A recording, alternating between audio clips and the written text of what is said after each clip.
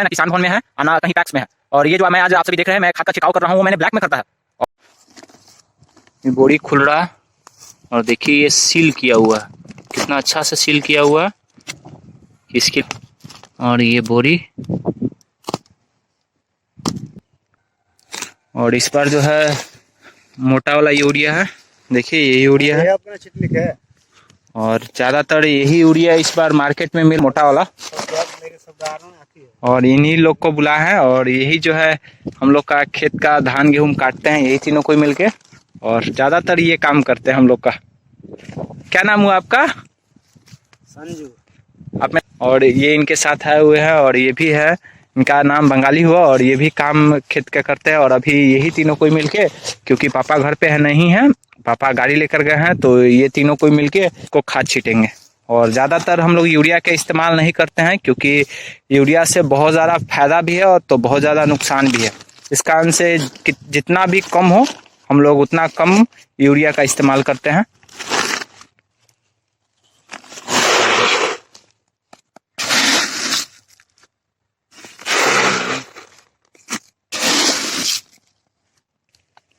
और देखिए ये छिड़काव हो रहा है,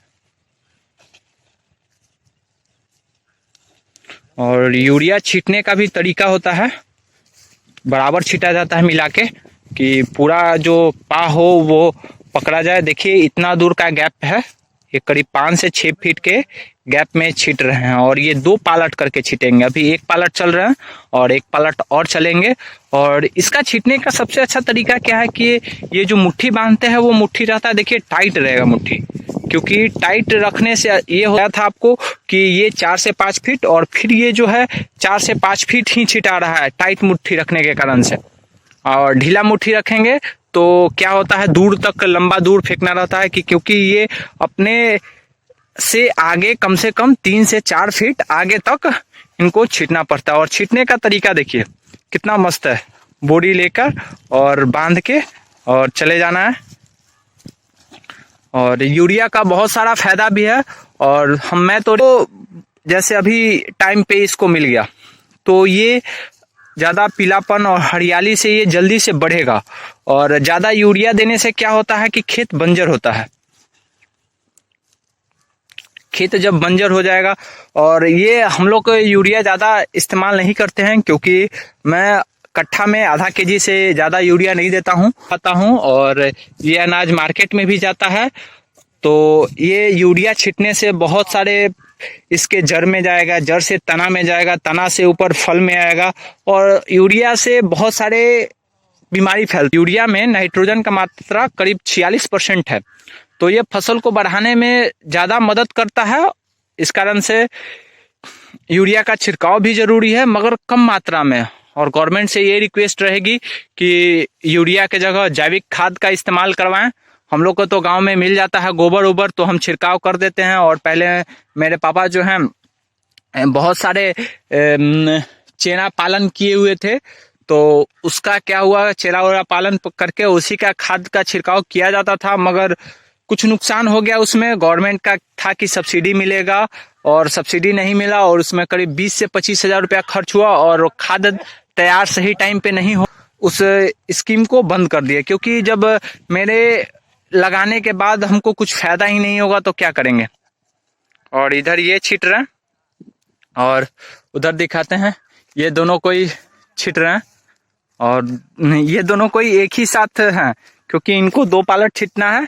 और 2 पालट से ये होता है कि खेत बराबर जो है यूरिया का छिड़काव बराबर हो जाता है। छिड़काव पूरा हो चुका है, मैंने आपको इस खेत का दिखाया था, और इस खेत में ये अकेले छिट रहे हैं और इस खेत में ये दोनों कोई मिलके छिट रहे हैं। और लगता है कि लगभग छिट ही दिए ये दोनों कोई मिलके। हाँ, तो उसी तरह से मुट्ठी से छिटिएगा, मुट्ठी से बराबर बराबर छिटिएगा, अच्छा रहेगा। छिटल जाले कैसे, मुट्ठी टाइट करके कि ढीला करके? टाइट करके काहे छिटल जाले? ओ दूर तक फेंकाल जाली ना।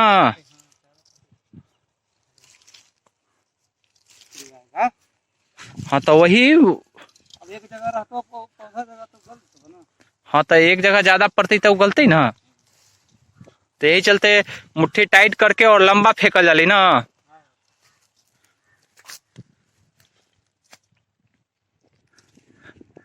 बोरा में छीटे में आराम रहले कि कठौती से? हाँ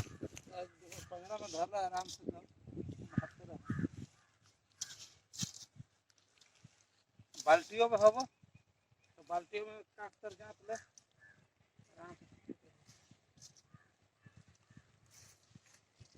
और देखिए ये इधर छिट रहे हैं और उधर से वो आ गया। लगभग ये खेत का खाद जो है छिटा गया। अब हमको चलना है वहाँ बोरिंग पे, और बोरिंग के वो साइड और ऊपर वाला, और 3 खेत में तो पापा छीट दिए थे क्योंकि वो जल्दी पटके और सूख गया था, तो उसमें छीटना बहुत जरूरी था। और सबसे ज्यादा कि अनाज कोई भी खाए, हम खाए या मार्केट में भी हम लोग बेचते हैं, तो उससे यूरिया का छिड़काव से बहुत सारे बीमारी होता है, क्योंकि इसमें है ज्यादातर हम लोग गोबर का ही इस्तेमाल करते हैं, मगर मजबूरी बस को चलना है बोरिंग पे। तो चलते हैं बोरिंग पे और दिखाते हैं बोरिंग पे कैसे छिटाता है। अब हम चारों कोई जा रहे हैं, देखिए वो आगे हैं और ये इधर है और इधर है और उनके पीछे हम हैं। अब चारों कोई चल रहे हैं बोरिंग पे, कि बोरिंग पे जो बचा हुआ है उसमें खाद छीट देना है।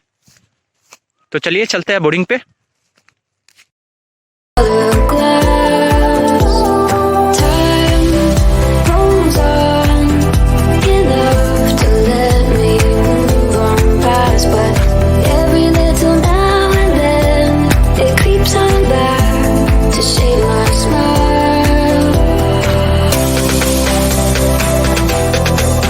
गवर्नमेंट से एक रिक्वेस्ट रहेगा कि जरा किसान पे ध्यान दीजिए, क्योंकि अभी का जो स्थिति है कहीं पे भी खाद नहीं मिल रहा है, ना बिस्कुमान में है, ना किसान भवन में है, और ना कहीं पैक्स में है। और ये जो मैं आज आप सभी देख रहे हैं, मैं खाद का छिड़काव कर रहा हूँ, वो मैंने ब्लैक में खरीदा है। और इस ब्लैक में खरीदने का सबसे बड़ा रीजन है क्योंकि जहाँ मैं लेता हूँ किसान भवन से या पैक्स से या बिस्कुमान से, वहाँ खाद ही नहीं था और खेत में पट गया था, तो इसमें खाद छिड़काव करना बहुत जरूरी था। तो खाद लिया कहाँ से जाए, तो इस कारण से मैंने ब्लैक में खरीदा। और इसका सही रेट जो है मैं बता रहा हूँ 265 और 270 है, मगर मजबूरी के कारण से लोग फायदा उठाते हैं। किसान लोग इतना हम लोग मेहनत करते हैं, उसके बावजूद भी हम लोग को ज्यादा पैसा देना पड़ता है। इसका मैंने एक बोरी का 350 रुपया दिया मैंने। नरेंद्र मोदी जी कुछ तो ध्यान दीजिए किसान। नीतीश कुमार जी आपसे भी रिक्वेस्ट रहेगा, थोड़ा सा ध्यान दीजिए किसान को, कि किसान से ही आज चल रहा है ये पूरा देश। ना हम लोग अनाज उपजाएंगे नहीं तो आप लोग खाइएगा कैसे, क्योंकि कहीं ना कहीं ये अनाज जो है हम लोग मार्केट में ही बेचते हैं तभी कोई जाके खा पाता है। और पहले भी मैंने बताया है कि जो आजकल किसान का स्थिति है वो किसी से छुपा भी नहीं है। तो इस कारण से नरेंद्र मोदी जी से और माननीय नीतीश कुमार से रिक्वेस्ट रहेगा, थोड़ा सा किसान पे भी ध्यान दिया जाए, क्योंकि अब इस खेत में आ चुके हैं और देखिए इस खेत में भी आके खाद छीट रहे हैं। और इस खेत में इस बार ये दोनों को ही है साथ में ही खेत छीट रहे हैं, और वो उसमें छीट दिए और उसमें भी हो गया, वहां पे भी हो गया। और वो देखिए वहां पे पेड़ पे हम लोग का इंतजार कर रहे हैं, और जल्दी खाद छीटा जाए तो उसके बाद घर चलेंगे।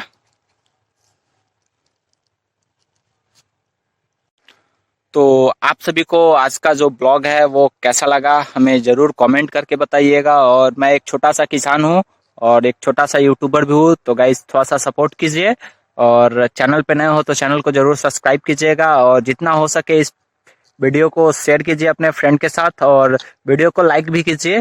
तो मिलते हैं गाइस नेक्स्ट ब्लॉग में, तब तक के लिए बाय बाय। जय जवान जय किसान।